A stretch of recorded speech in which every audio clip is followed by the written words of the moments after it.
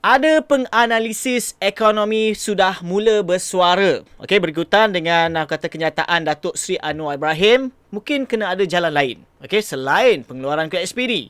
Sebab itu dia cadangkan ada 3 alternatif, okey, yang boleh kita ambil. Okey, what's up guys, Assalamualaikum dan salam sejahtera kepada korang semua yang sudi menonton Saja Sembang. Aku Faizwan.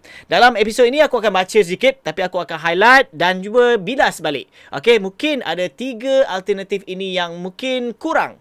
Okey, dan mungkin kita kena faham, okey, secara mendalam lagi, okey, bagi mereka penganalisis ekonomi ni ke, okey, ataupun pakar ekonomi ke, ataupun financial expert sekalipun ke, okey, yang penting cuba fahami situasi rakyat sebelum keluarkan sebarang cadangan-cadangan. Walaupun ada cadangan ini bagus, bukan bermaksud tak bagus langsung. Cumanya situasi mereka ni mungkin boleh diambil, tetapi ada segelintir, maksudnya golongan bersasar ni mungkin tak boleh diambil cadangan ini kalau benda ini diluluskan dengan cara sedemikian. Okey, jom kita baca, okey, paparan ini. Okey, 3 alternatif selain pengeluaran KSP. Pakar menyarankan 3 alternatif selain membenarkan pengeluaran, okey, terus caruman kumpulan wang simpanan pekerja ya, bagi mengatasi isu kos sara hidup rakyat yang semakin membeban.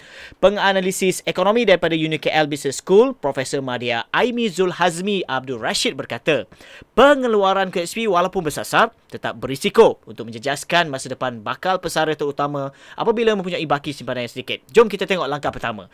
Langkah pertama yang boleh diambil ialah wang simpanan KSP pencarum boleh dikreditkan secara langsung kepada bank untuk hutang tertunggak. Okey, maksudnya kalau di sini kalau kita lihat cadangan pertama ini direct terus kepada bank. Dia sama macam pengeluaran bagi korang yang nak bayar bayaran bulanan rumah yang tertunggak melalui akaun 2. Okey, maksudnya tanpa cash korang akan dapat. Tetapi bagaimana pula bagi mereka yang berhutang dengan kawan, berhutang dengan rakan-rakan, kawan rakan-rakan, saudara mara dan sebagainya. Mereka perlu ada cash dan bayar balik.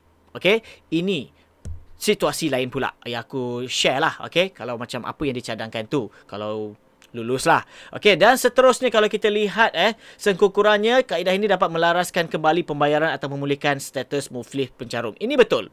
Okey, dan ini boleh dilakukan untuk memberi permulaan baru bagi mereka terkesan. Dan saya cadangkan juga diwujudkan, okey, syarikat berkaitan kerajaan JLC khusus atau diamanahkan kepada agensi kerajaan, contohnya seperti agensi kaunseling dan pengurusan kredit AKPK, untuk memastikan mereka mempunyai hutang bank untuk penstrukturan semula hutang, katanya kepada Sinar Premium yang pada hari Rabu. Perdana Menteri Datuk Seri Anwar Ibrahim menyatakan kerajaan bercadangkan mencari alternatif lain. Okey, itu tahu. Tetapi, okey, kalau kita lihat itu, ada tambahan yang cadangan yang kedua. Dia kata, okey, untuk yang tiada masalah hutang pula, tetapi mengalami pengurangan pendapatan. Okey, ini kedua pula. Disebabkan perniagaan merosot, dipotong gaji atau kehilangan tempat bergantung akibat kematian. Okey, disebabkan COVID-19 atau penyakit berkaitan dengannya. Okey, jom kita tengok. Kerajaan mungkin boleh menubuhkan jabatan khas di bawah agensi sedia ada untuk memperbaiki taraf kehidupan. Bukan sahaja dengan bantuan tunai bulanan, tetapi membantu secara langsung dari aspek perniagaan atau pekerjaan yang sesuai. Bagi aku, kalau macam dia kalau melibatkan kaunseling dan sebagainya lagi ni, aku tak showkan lah. Mereka ini semua tahu cara nak menguruskan duit. Tetapi apakan daya disebabkan COVID-19, mereka tak boleh nak berniaga sebab atas arahan pihak kerajaan waktu ketika itu tak dibenarkan berniaga seperti biasa.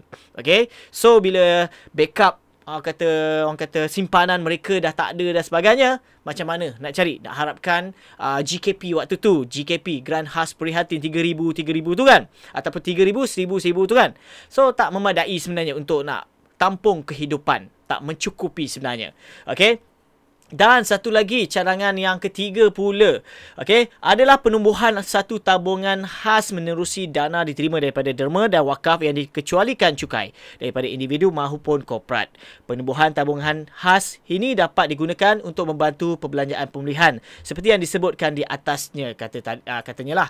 Okey, kalau ikutkan, kalau macam tabung khas, agensi ni, dari segi integriti itulah, okey, kalau kita ni, okey, kalau macam dah wujud sebelum ni pun, okey, wujudnya agensi ataupun tabung-tabung tertentu, kalau kita lihat, okey, keadaan sekarang masih lagi seperti biasa, maksudnya masih lagi ada orang susah, masih ada orang miskin. Bermaksud di sini, tak telus dalam pembahagian, pembayaran, pemberian di sini. So, kalau tambah lagi agensi, tambah lagi dana ataupun pertukan untuk agensi ni untuk menguruskan lagi, tambah lagi hutang negara. So, kalau boleh cuba cari solution yang mudahkan dengan mungkin yang kita tahulah, okay, untuk tuntutan KUSP 2.0. Selain daripada alternatif-alternatif ni. Ini cadangan saja. Belum pasti akan lulus. Itu saja perkongsian dalam episod kali ini. Diharap sikit sebanyak memberi info yang terkini daripada channel Saja Sembang. Asyik tersasul je. Okay, thank you guys. Aku Faizwan. Assalamualaikum.